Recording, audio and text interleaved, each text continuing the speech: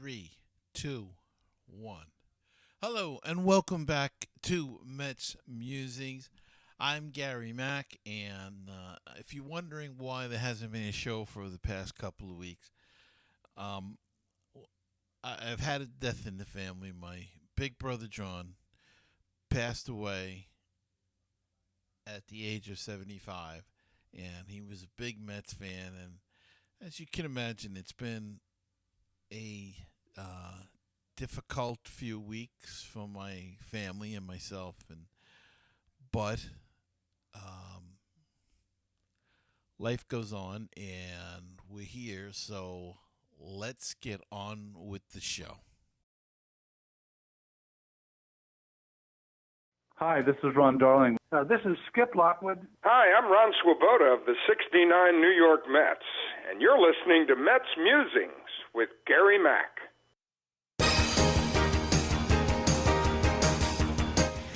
Now it's time for some New York Mets baseball talk. Here's Gary Mack bringing you the latest news and analysis from Mets Nation and the world of baseball on another edition of Mets Musings.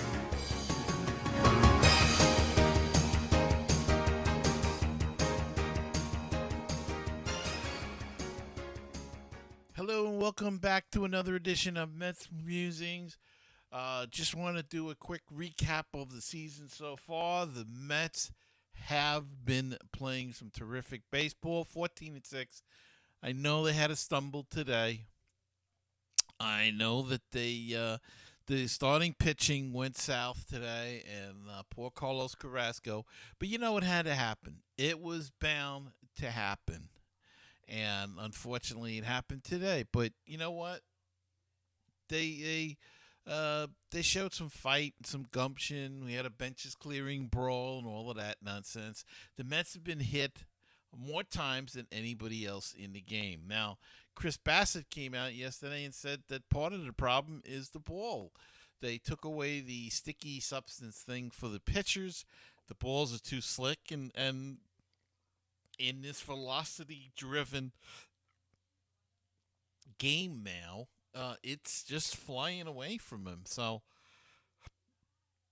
not a good thing. But Buck Showalter's got this team playing well. They're playing aggressively on the base paths. They're stealing bases. They're taking the extra base. They're hit and run. We've seen some sacrifice bunting. They're doing everything that you have to do to win. And they're making contact. They're hitting the ball. If you put the ball in play, you never know what's going to happen. The prime example was the other night against St. Louis. Ground ball to Arenado with 2 outs. He throws it away.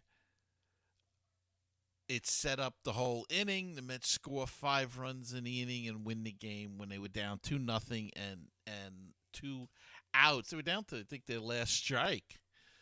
But Mark Canha made contact. Dominic Smith later on made contact, and the tying and winning run scored. So that's the thing you have to do to win, and they are certainly do it. Off day tomorrow as we record this on Wednesday evening, and they will be playing the Phillies at home, and we will discuss that with my good friend and my co-host on the Baseball Talk radio show, Rich Baxter, who also hosts Phillies Talk with Rich Baxter and writes a blog, Fighting Phillies, at fightingphillies.com. So you can go check out Mr. Baxter there, and he's a great guy. So go check out his site as well. Roster's going to have to get cut down this weekend. Who's going to go? I think it has to be Cano. There's no other way that you can justify. Jankowski is playing well in a role. Guillaume is your main backup for second, third, and short. Can't get rid of him. Plus, he's starting to hit. Jankowski's been hitting a little bit. He's got speed, and he's a good glove in the outfield. Cano looks lost. He looks like a 50-year-old guy swinging a bat. His bat swing is terribly slow. He's flailing at pitchers. His balance is off. He just looks awful and lost at the plate. And he's got no range defensively anymore at second base. They just can't afford to play him every day. Not with the way McNeil is playing second base and McNeil is hitting. And, J.D. Davis and Dom Smith are struggling a little bit, but they're starting to show signs. They're hitting the ball hard. Even in their outs, they're making it right on that ball. They're popping it. That's a good sign. Cano has, I think, 7 hits so far, and 6 of them are in the infield. I don't think he got any ball out to the outfield. He got maybe 1 hit to the outfield and a couple of fly balls outs. But he's not even hitting it out of the infield. And they're weakly hit. Do you want to eat $40 million? It's a big, big question. I believe it was Anthony DeComo of MLB.com that came up with the idea of putting him on the injured list and letting him go down to extended spring training in Port St. Lucie, have a go down there, and then, see how he makes out. And then go on a tour of the minor league teams. Have him go to St. Lucie for a couple of weeks, Brooklyn, and then it'll be further along in the season. At least you'd kill another month, and then you can make a decision in that time. If he's not hitting down there, then, it might be time to talk to him, try to negotiate a buyout of some sort. Or release him and eat the $40 million. It's a lot of money, but you can't take at bats from Dominic Smith or J.D. Davis, either one of them. You cannot use him defensively. He weakens the whole infield. Offensively, he weakens the lineup. And he's got guys, he was hitting 6th, and he had Canha and McNeil behind him who were both hitting over 300, and he still couldn't hit. So I think it's time. I think it's time for him to go. All right, we'll take a quick break. Let me just mention before we go that the starting pitching has been fantastic, except for today. Wasn't going to be perfect all year. The bullpen's been pretty good. It's holding its own. Couple of mishaps along the way, but that's what happens with a bullpen. You really can't do much with that. They're in a tough situation, so they're holding their own as well. But let's see what happens with Cano and everything. All right, we'll be back with Rich Baxter. To talk about the Phillies and the Mets. We've got a special treat for you this week. Joining us this week, and this week only, well, we'll see, maybe later in the season he'll be back, but is the one, the only Rich Baxter. He is the co-host of the Phillies Talk podcast. And also a blogger. He has the Fightin' Phillies blog. And he's also my co-host. Him and I host, or co-host, or however you want to put it, the Baseball Talk radio show every Sunday. So I hope you'll give that a listen. And Rich, welcome back to MetsMusings. Thank you very much, Gary. It's always a pleasure being with you and your fellow Metsies, your Mets fans. Got a lot to be happy about out there. Now, Rich, we know you're not one of those Phillies fans that throw stuff at people or hates the Mets. You actually were a Met fan at one point in time. Yeah, I always keep my eye on the Mets. I still do. I figure them as my second team, and I always have, even as a kid. So goes back deep, I always have one eye on the Mets. And, of course, I'm closer to Philadelphia, so I'm a natural-born Philly fan. Sure, that's understandable. And the Phillies have not exactly gotten off to the start they were hoping to get off to this year. They're struggling a little bit. What's been their main problem so far, Rich? Yeah, as you said, Gary, they're 8-10 going into tonight's play, and they've picked up 2 wins in the last 2 games. But their primary problem has been just hitting the ball and advancing the runner, plain and simple. They've had a lot of 0-4s. We got Kyle Schwarber in the offseason. He is touted to be a home run hitter, and his first hit as a Philly was a home run, his first at bat opening day. But since then, he's been a little cold. He's batting under 200. Bryce Harper's been our DH for a while now. He's got an elbow nagging pain in it, he says, and he wants to stay at DH for a while. But he hasn't been batting too well either. So you get 2 big guys like that are not doing well, and all of a sudden it's a lack of offense. Yeah, and they were touted as having a terrific lineup and a good offensive team. And if you go down their lineup, you would think they would. But I got to think that cranky elbow has got to be hurting Harper, even hitting. Yeah, he was interviewed just last night in the locker room, and he said he's still not ready yet. He still has a little nagging feeling to his elbow area, and even the Phillies analyst interpreted that and said, well, at least he's not saying it's a sharp pain or anything like that. So he's able to bat, and he's come around in the last couple games. So if he can do that for the Phillies, I'm sure Joe Girardi, Phillies manager, is happy to have him as DH. Sure, and at least his presence is in the lineup, and you're not losing him. That's I guess, begrudgingly the good thing about the DH. You don't lose him completely, but a big shoes to fill in that lineup. And how is Nick Castellanos, another one of the big acquisitions that the Phillies made in the offseason? How is he faring so far? He's doing good. He's had a nice run at the plate. He's probably one of your more reliable batters, so to speak, on the Phillies lineup. He's got, let me check in with the top standings there so far with the batting. He's close to the top in batting average, and he's hit the cover off the ball a few times. So he's as advertised in Philadelphia, and the fans have taken to him. He knows how to win the fans over with his hustle and his constant play. He's batting .313 right now, leading the team. So he's getting on base for the Phillies.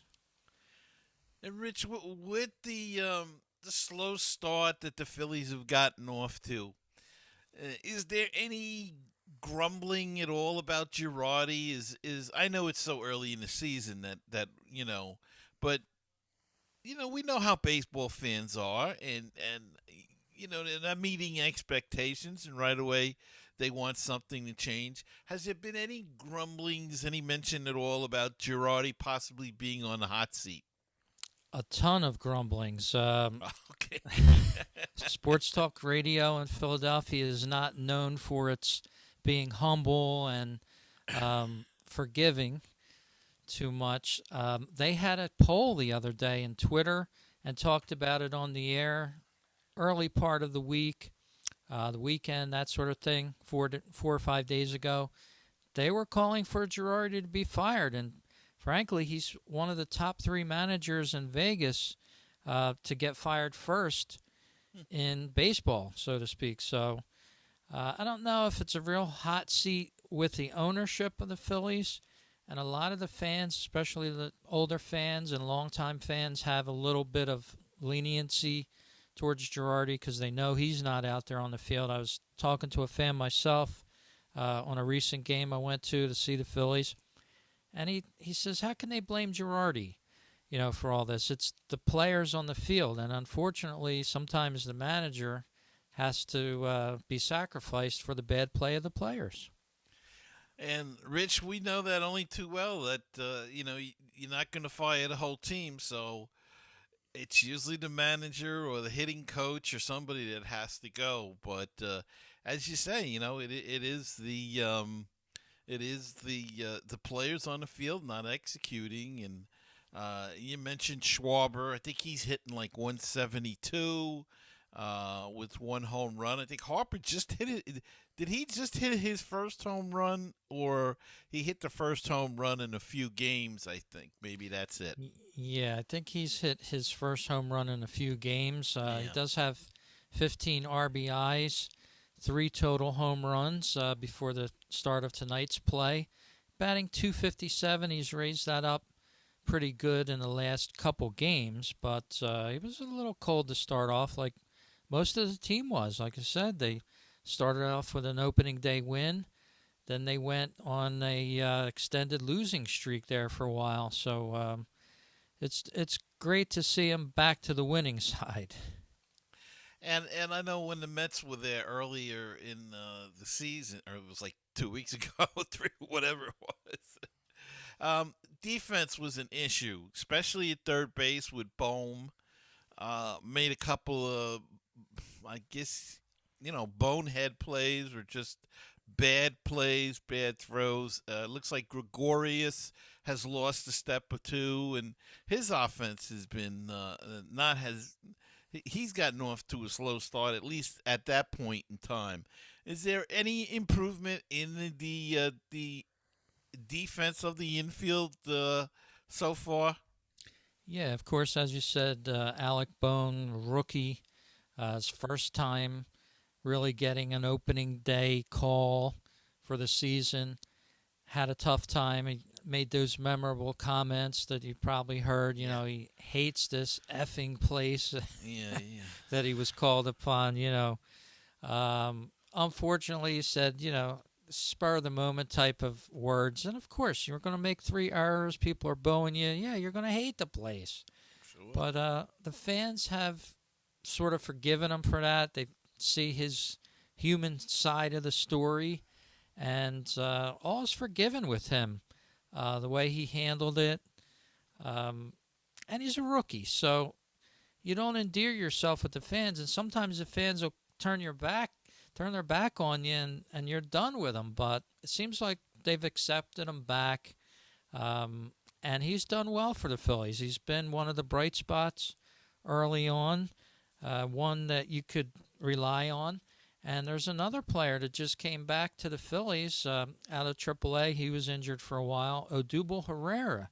And it's odd that, since he played center field for the Phillies have really taken off. He's provided a spark to this offense. He's been hitting the cover off the ball.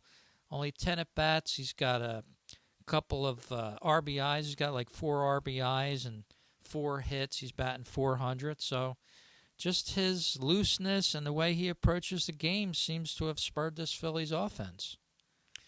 And he's he's not a weird player, but he's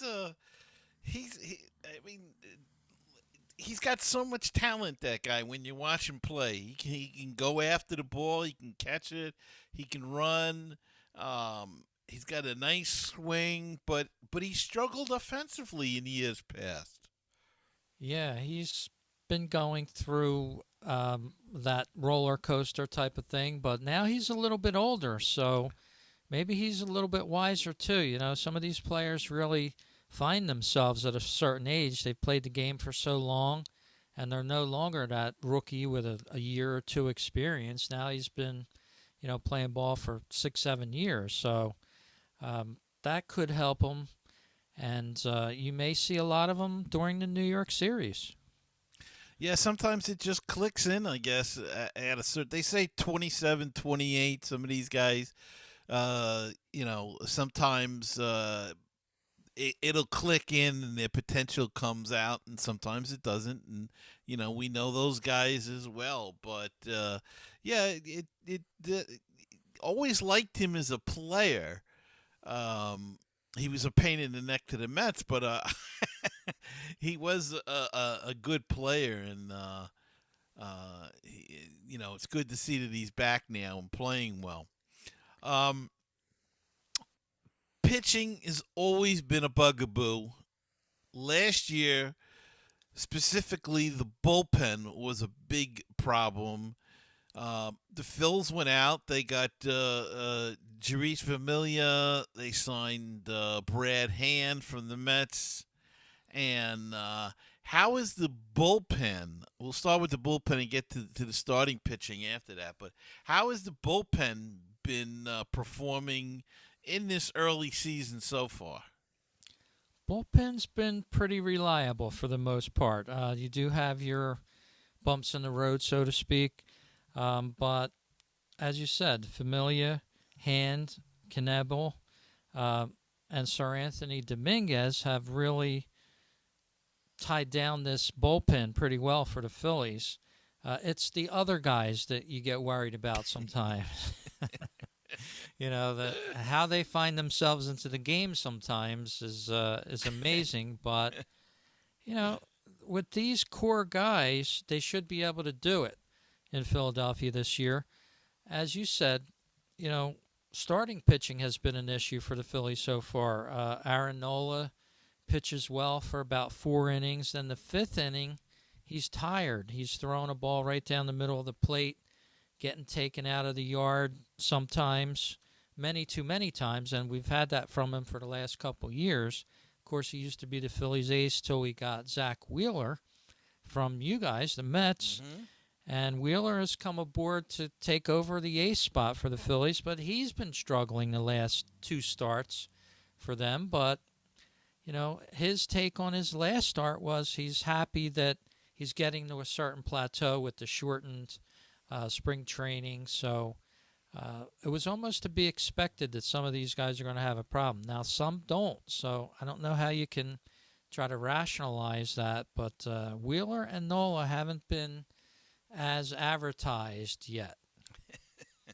Yeah, I think the short spring training, and everybody says spring training's too long and it's boring. The players get bored, but every time, we saw in 2020 too, with the second spring training, how that was shortened and players didn't get off to good starts and pitches struggle. I think there is something to that, to the longer spring training. It just gets you looser. It just gets you used to doing certain things. And they didn't have that. So I guess I've become an advocate for the long spring training because it's proved its worth over the last few years. Absolutely. The guys, especially pitching, they have to, they have certain schedules. And I firsthand saw that up at the stadium the other night. I was amazed by how many pitches a starting pitcher throws before he gets to the mound and starts the game. They must throw 40 pitches before they get to the mound just to warm up. Yeah. Well, that's that 15-minute time, before the game. The tentative pitching matchups, as I've seen so far, it will be Friday night, Aaron Nola against Tyler McGill. That should be a good pitching matchup. I think Saturday is going to be Taijuan Walker against Zach Eflin, I believe. Saturday, I have Kyle Gibson. Kyle Gibson. Okay, yeah. I got him mixed up. And then Sunday will be another good one. Zach Eflin against Max Scherzer. So that's a good one. We've got pretty much our top 3 guys going. Or 2 of our top 3, and a guy coming back from an injury in Taijuan Walker, who looked good his first 2 innings that he pitched, and then left with a little bursitis, and he's been down. But David Peterson stepped in and pitched very well in his stead. But he's back, Walker. So, as you said, Nola's struggled. How about Gibson and Eflin? Have they been able to pick up the slack that Wheeler and Nola haven't, have left so far? Yes, Gibson's been pretty well. Kyle Gibson and Zach Eflin. He's 1-1. He just picked up his first win of the season the other night. And, yeah, they've been pretty decent for the Phillies. They've been pretty reliable, so to speak. And, yeah, it's going to be an interesting matchup on Sunday with Scherzer because he's been on fire for you guys. He's got the 1.80 ERA. Nobody can seem to still hit him. Oh, he's something else. I tell you, seeing him pitch every five, we used to see him and you say, oh boy, he's good. But seeing him every 5 days, it's just, and even seeing him in the dugout, he's into every game. He is, if he's pitching, he's in the innings when the Mets are up. He's stalking. He's walking back and forth in the dugout, and good leadership there. And they got a couple of young guys. Peterson can benefit from his being there. Scherzer, as well as McGill. Everybody can. Even Bassett, who pitched yesterday, and Carrasco had a bad outing today. But you know what? It had to happen. Yeah. As well as I do, that the starting pitching was so good. They were bound for a bad game, and it happened today. But,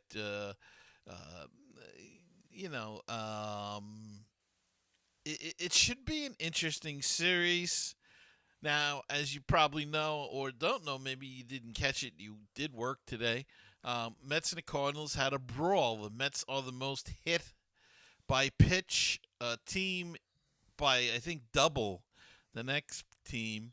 And it just got to be a little too much. J.D. Davis got hit in the ankle in the 8th inning, had to be taken out.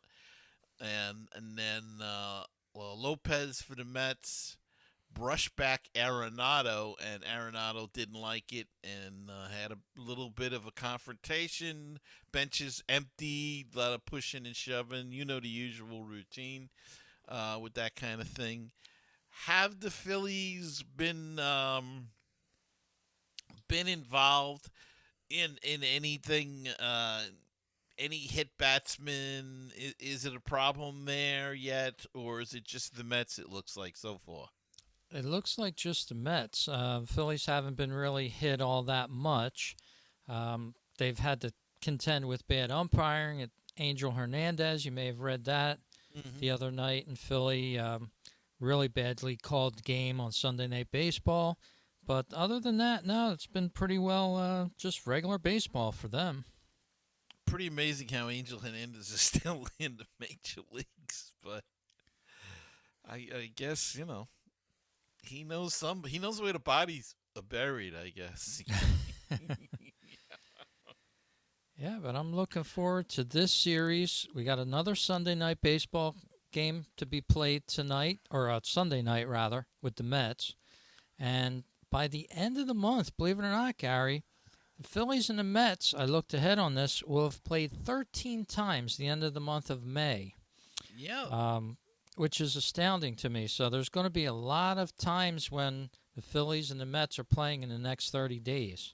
Yeah, and this next 2 weekends, I think they're playing 7 games, 3 here at City, and then the following weekend 4 at Citizens Bank Park. So, yeah, we're going to see a lot of the Phillies, and and then we may not see them for a couple of months, and kind of crazy in a way, because they are in a division. I wish they spread it out a little bit better, but. What can you do? You have those gaps, and then they'll see them more again towards the end of the year. But yeah, hard to believe 13 games already in the can with the Phillies in the next month or so. So it's and we have 2 Sunday Night Baseball games scheduled between the teams. Sunday, May 1st.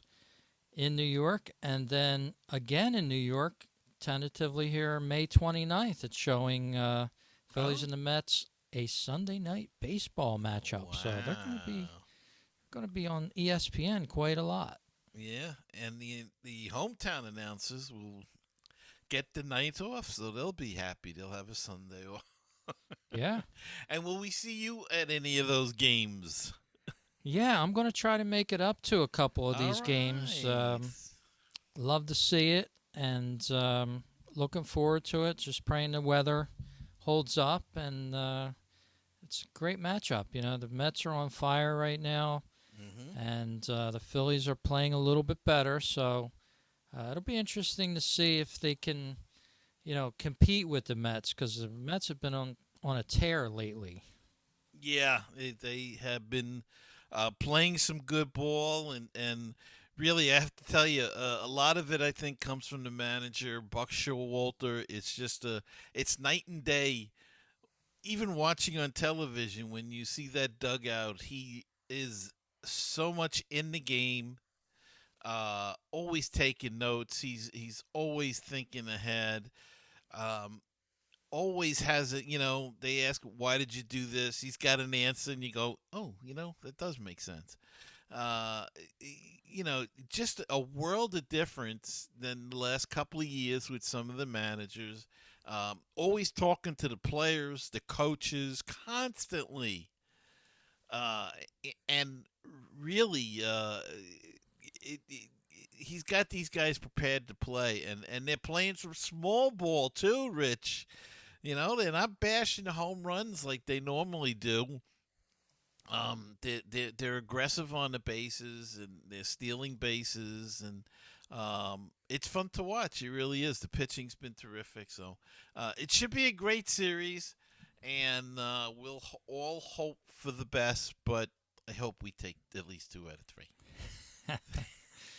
We'll see. We'll see. You never know. Well, Rich, I want to thank you so much for taking the time out tonight and coming on Mets Musings. Good to see you again here on the Mets Musings airwaves, and tell the people where they can hear you and see you. Yeah, of course, you can stop by the website, fightingphillies.com, and, of course, Phillies Talk Podcast with Rich Baxter.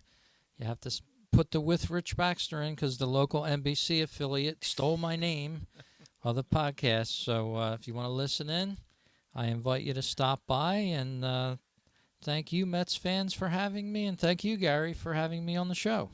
Always a pleasure, and we'll be back right after this. Baseball and BBQ, your place for interesting baseball talk, opinions, and history. Baseball and BBQ, your place for barbecue recipes, tips, and interviews from the world of barbecue. If you like baseball and if you like barbecue, then tune in to Baseball and BBQ. Find us on iTunes, Stitcher, Google Play, and BaseballTalkRadio.com. Wouldn't it be great if you could get a PhD in life through baseball? Welcome to Baseball PhD, a tour company for your brain. 30 major league teams, 100 places to see. Let's touch them all as we make the road trip of a lifetime.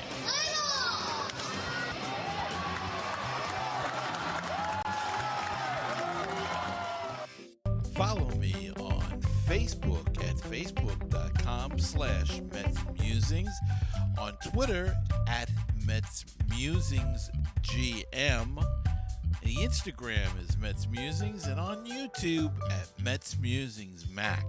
Wish to be a part of the show? Give us a call at 516-619-6341. Okay, and we're back, and wanted to do it down on the farm, but really don't have anything prepared for it. But let me just say this: St. Lucie is in first place in their division. Brooklyn is in second place, 2 games out of first in their division. Binghamton and Syracuse are both about 5.5 games out of first, and they are struggling with Syracuse. I think is 6-12. Binghamton might be 6-11. We'll have more next week with more up-to-date standings. Alvarez, Batty, and Mauricio are hitting the cover off the ball. Mark Vientos is struggling. Khalil Lee is struggling. Just a quick recap of the minor league for you for this week. Next week we'll go down on the farm and look at it a little bit more. I want to thank my guest, Rich Baxter, for coming on this evening. I hope you enjoyed it. And I want to thank you for listening and watching on YouTube, Apple Podcasts, Google Play, wherever you get your podcast from. Please subscribe and hit the like button so you'll always know when another edition of Mets Musings is about to come out. Yeah, you'll be the first to know on your block. Be the first on your block to know Mets Musings is coming out. All right, I will see you next time. And until we meet again, keep the faith, stay optimistic, and let's go Mets. And I will see you next time on another edition of Mets Musings.